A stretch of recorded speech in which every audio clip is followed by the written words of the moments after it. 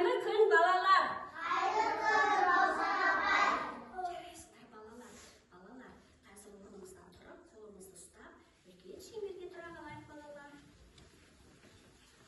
Тасыдатпай, аспай, саспай, шеңберіміз жақсы шығу керек.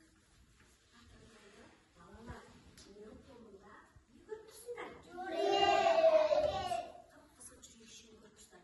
Жүрекшенің ішінде балалар, жанымды жылытатын жан шуағым деген сөз бар екен. Балалар, жанымызды жылытатын не екен бізге? Жылы сөздер екен, жүрегімізден шыққан, сендерге арнайы айтқан тілектер екен. Ендеше балалар, жылы сөйлеп, жүрегімізді, жанымызды алдымен жылытып алайық. Келістік пе? Мен бастаймын, әлі қарай қой. Менің атым Раушан. Іңкәр, сенің шашың әдемі. Менің атым Қатын. Еркеназ? Менің атым Еркеназ.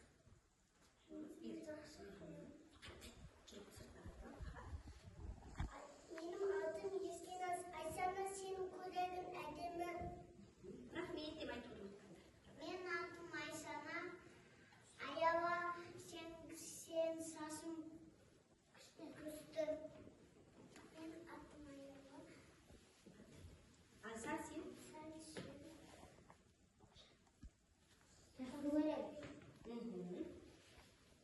Менің атым Ансар.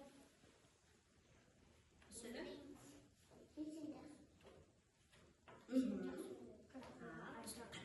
Менің атым Өскен. Ераз? Мирас, сен достарың көп. Үй жарайсың сен достарың. Менің атым Мирас. Али, сен көзі күшті. Көзің жақсы дейді. Әли не деп айтады екен? Менің атым Али. Алихан, мен сені жақсы көремін. Жарайсың. Менің атым Алихан. Ертай, мен сені жақсы көремін. Жарайсың. Менің атым Ертай, Айдар, мен сені жақсы көремін. Мен сен досыңмын, дұрыс айтады. Менің атым Айдар. Иманғали. Иманғали, сен жақсы көремісің. Менің атым? Менің атым Иманғали. Перизат сенің? Сенің шашың әдемі. Шашың әдемі дейді. Адия, сенің көйлегің әдемі. Көйлегің әдемі дейді. Медетке табай.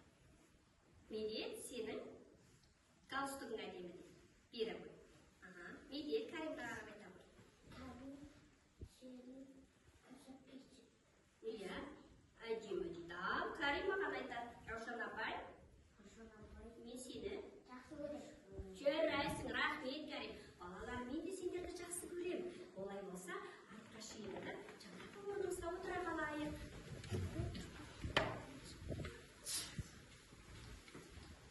Балалар, сендер ертегілерді білесіңдер ғой? Әсіресе мақта қыз бен мысық ертегісін білесіңдер ма? Сол ертегідегі мақта қыз бар ғой? Сол тұмаулатып ауырып қалыпты. Неліктен олар ауырып қалды деп ойлайсыңдар? Ішкен шығар, иә. Анасы мұздай су ішкен шығар. Сонымен қатар балалар, иммунитеті түсіп кетіпті. Иммунитеті неге түседі екен? Иммунитет көтеру үшін не жеп жүру керек балалар? Пайдалы витаминдер, дәрумендер жеп жүру керек екен. Ал дәрумендер қандай тағамдарда көп деп білесіңдер?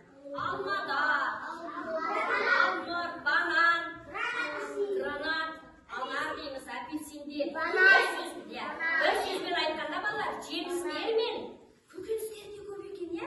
Жемістер мен көкөністерді жеп жүру керек екен.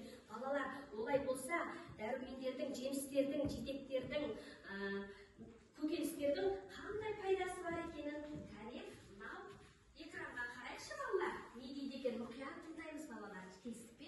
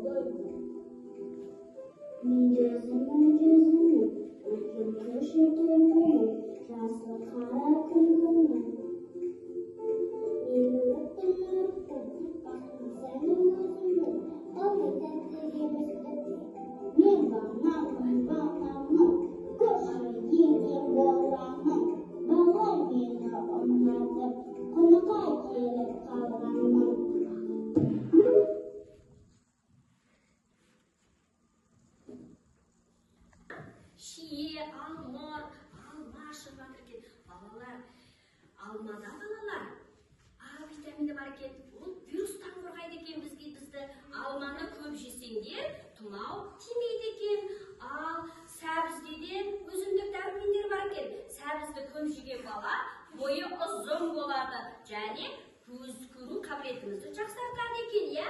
Ал бананды көп жеген адам қан қысымын реттейді екен. Бананды көп жесеңдер, қан қысымдары көтерілмейді, түспейді, бір қалыпта сақтап тұрады екен. Үйде аналарымыз қан қысымын көтеріліп кетті, түсіп кетті деп жатады ғой. Оларға банан жеу керек екен. Банан бір қалыпты қан қысымды ұстап тұрады екен. Әр көкөністе, жемістерде көптеген витаминдер, дәрумендер бар екен. Тұмау тимес үшін, вирус жұқтырмас үшін үнемі жүру керек? Жемістер мен көкөністер жеп жүру керек екен. Қыстың күнінде де ол сатылады, сондықтан қыста да үнемі жемістер мен көкөністерді жеп денсаулығымызды нығайтып жүрейік, иә балалар? Енді біз мақтағызға қалай көмектесеміз? Мақтағызға да көкөністер мен жемістерді көбірек жеңдер деп айтамыз, иә?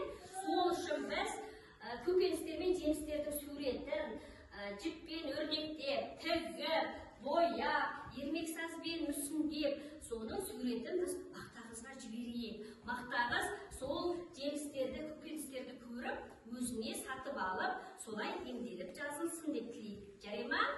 Олай болса, орнымыздан ақырын тұрып, төрт топқа бөлініп отыра қаламыз. Міне сендердің алдарында балалар. Не дедіңдер олар? Жүзім дедік. Жүзімнің түсі қандай болады?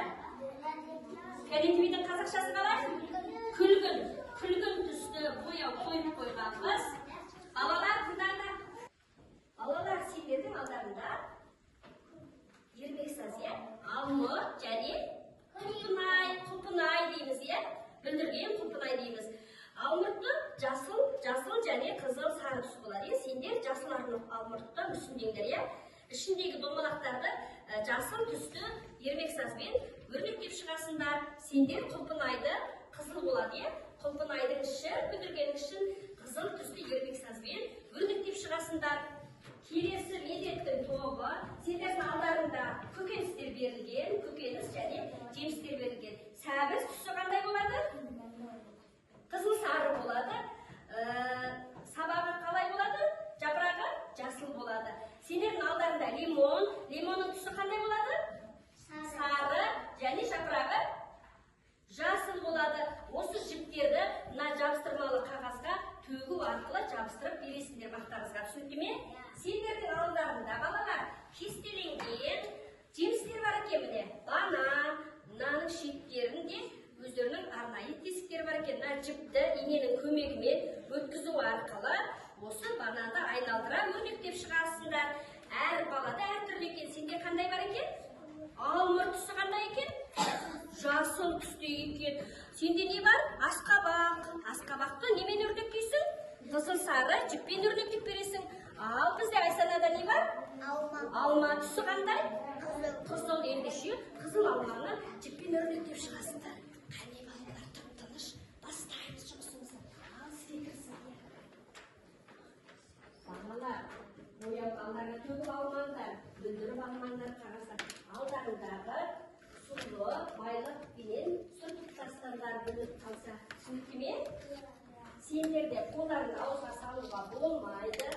Ермексазбен жұмыс жасап отырғанда ермексазды ауызға апаруға болмайды. Қолдарыңды жұмыстан кейін міндетті түрде майлықпен сүртіп тастауларың керек.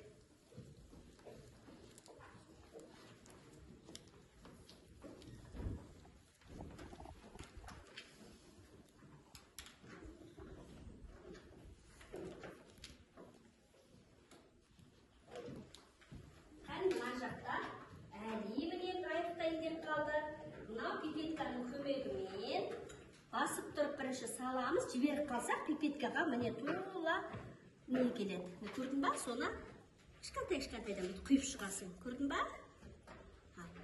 Артын кішкентай-кішкентай қысып қаласыңдар дағы күлгін түсті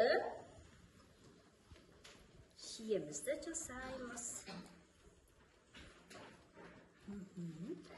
Мына жерде ананас дұрыс айтасың, ананастың бәрін сары қылып істеп шығамыз, иә? Алмұрттың түсі қандай екен? Жасыл. Сонымен қатар қызыл алмұрт та болады, сары алмұрт та болады. Ал біз бүгін жасыл алмұртты мүсіндеп жатырмыз, иә? Ал сендердікі құлпынай. Құлпынайдың түсі қандай? Қызыл болады. Демек біз қызыл ермек сазбен мүсіндеп шықтық, иә? Болсаң алдыңдағы майлықпенен қолыңды сүртіп алсаң болады. Міндетті түрде жұмыстан кейін қолымызды таза сүртіп аламыз. Мына жерде ананас дайын болыпты балалардың сары. Қазір Мирас аяқтайды. Қолыңды сүртіп ал, әлі жұмыс жасап болғаннан кейін міндетті түрде қолыңды тазалап аласыңдар. Болғаннан кейін қойып, майлықпенен қолдарыңды сүртіп аласыңдар.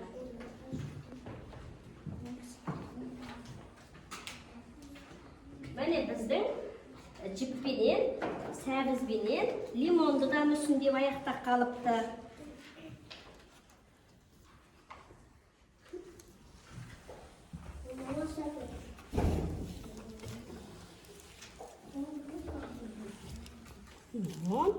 Несін? Жасыл. Жапырағын қандай жіппен өрнектейміз? Жасылмен өрнектейміз. Жасыл жапырағын жасылмен істей қоймайды. Жапырағына жасылдармен істей. Міне жасыл. Міне. Жапырағын жасыл істей қой.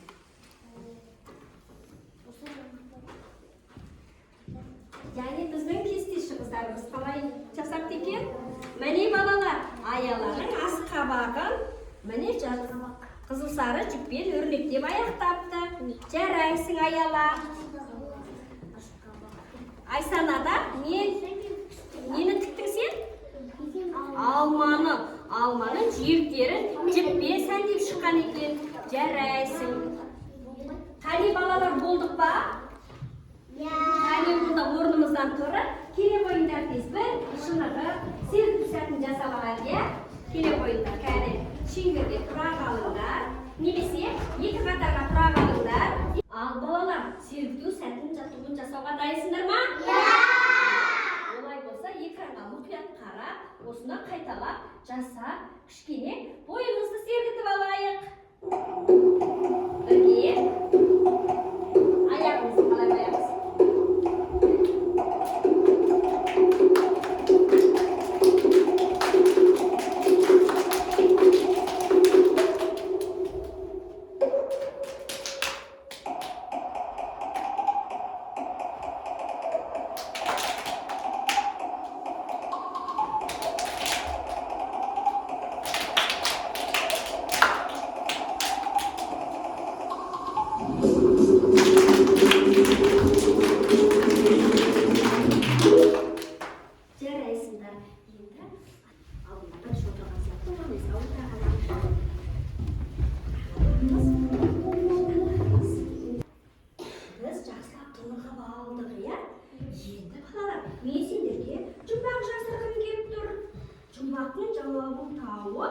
Жұмбақтар сол суреттің мына түсіне сәйкестендіріп қоясыңдар. Қазір мен бір жұмбақ жасырғанмын. Мұқият тыңдаңдар. Жұмбақтың жауабын қол көтеріп жауап бересіздер. Кім табар, сол бала жұмбақтың жауабын әкеп, мына жердегі түстерге сәйкестендіріп қоясыңдар. Мысалы, алма дедіңдер ма? Алма қандай болады? Жасылға, жасыл, қызылға, қызылға қоясыңдар. Келістік пе? Қане балалар. Көкөністерде жасыруы мүмкін. Сырты қатты, іші қып-қызыл тәтті. Ол не? Әли? Қарбыз дейді. Дұрыс айтады балалар. Мына жерден қарбыздың суретін бейнелеймін, таптағы қарбызды. Қарбыз қандай болады? Сырты жасыл түске қоя ғой. Алдыңғы қатарға қай жерде қарбыз тұр? Мынандай жасыл ғой. Иә. Қараңдаршы балалар, жасылды қойып еді, міне қарбыз деп тапты да, оны жасылға қойып еді, қарбызымыз жасыл түске айналды. Қарбыздың түсі жасыл болады екен. Әрі қызыл, әрі тәтті, татқан жанды таңыр қатты дейді. Мирас? Алма дейді, дұрыс па балалар? Мына жерден алманы алдағы, алманың түсі қандай болады? Қоя қой. Алма? Дұрыс айтады. Алма қызыл болады екен, қараңдар балалар. Алманы қойып еді, қызыл түске боялып кетті. Отыра ғой, Мирас жарайсың. Мұқият тыңдап жауап береміз балалар. Жер астында темір қазық. Жесе қоянға жақсы азық. Айсана? Сәбіз дейді, қоянға азық дейді. Келіп, мына жерде сәбізді таптағы, орналастыра қоя қой. Сәбіз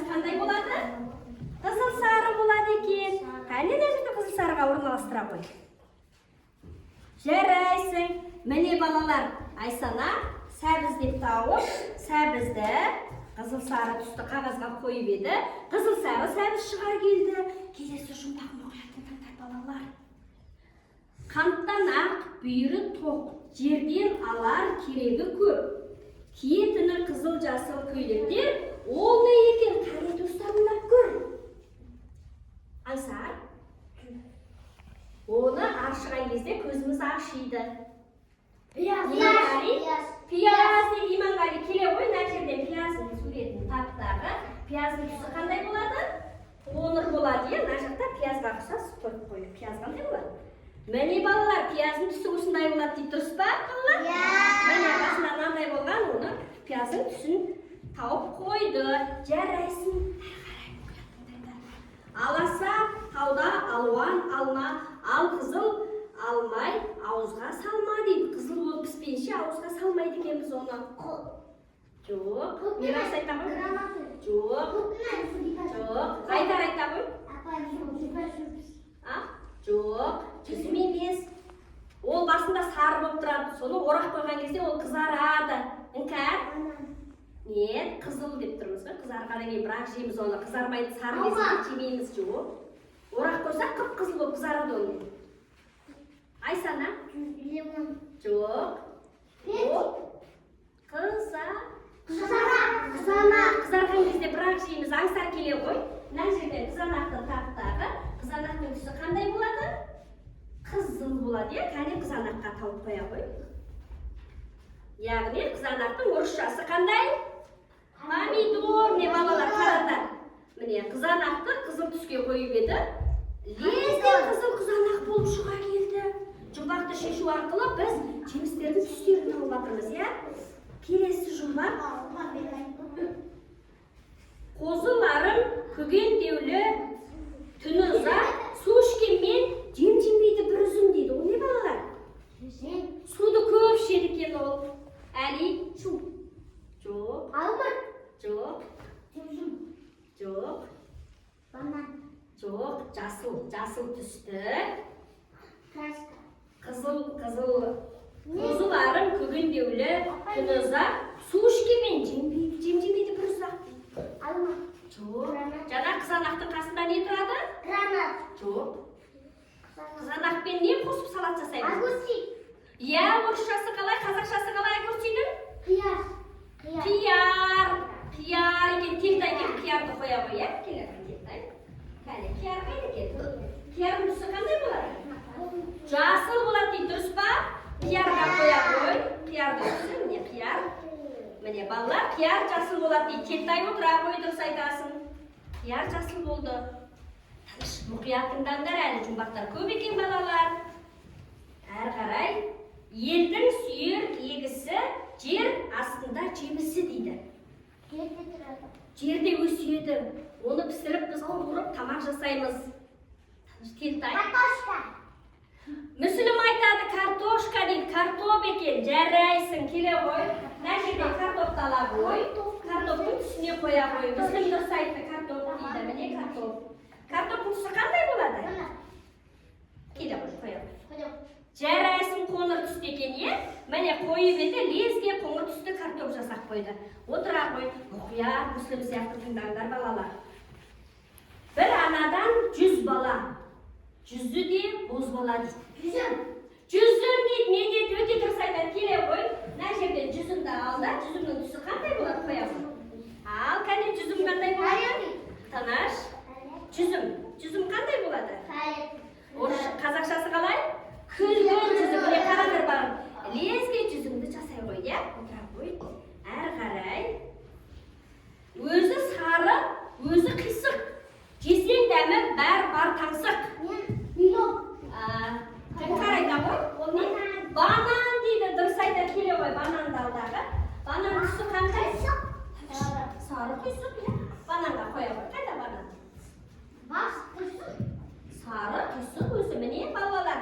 Бананды қойып, сары бананды сарыға қойғанда, сары түсті банан шыға келді. Балалар соңғы жұмбақты мұқият тыңдаңдар.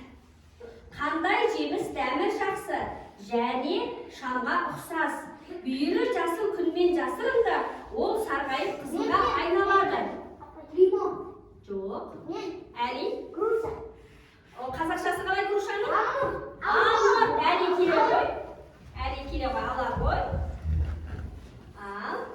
жерде қандай ұқсас алмұртқа? Қандай алмұрт жасадың сен? Жасыл алмұрт отыра қой. Міне. Мына жерде тұр. Міне балалар, қараңдар, жұмбақты шештіңдер. Әрі шешу арқылы сендер көкөністер мен жемістердің түстерімен таныстыңдар, иә балалар? Жарайсыңдар. Енді балалар, міндетті түрде біз мақтағызға осыларды жібереміз. Яғни мақтағызға асқабақта көп тамақ пісіріп жеу керек екен, иә? Және күнделікті не жеу керек екен? Алма жеу керек екен. Мақтағызға және сонымен сәбізді көбірек жеу керек екен. Және суық тигенде немен шай ішу керек екен?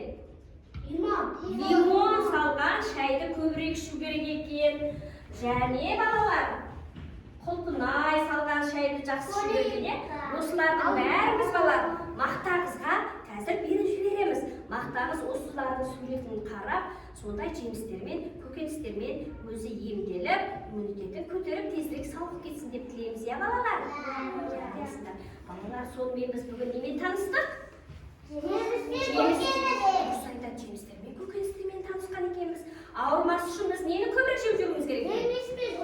Жемістермен, көкөністерді, әсіресе қыстың кезінде біздің иммунитетіміз түсіп кетеді. Сол жоғары болу үшін осы жемістер мен көкөністі көбірек жеп жүру керек екен. Осы тағамдар бар, тағамдарды, салаттарды жақсылап жеу керек екен, иә балалар? Олай болса балалар, сендерге көп-көп рахмет.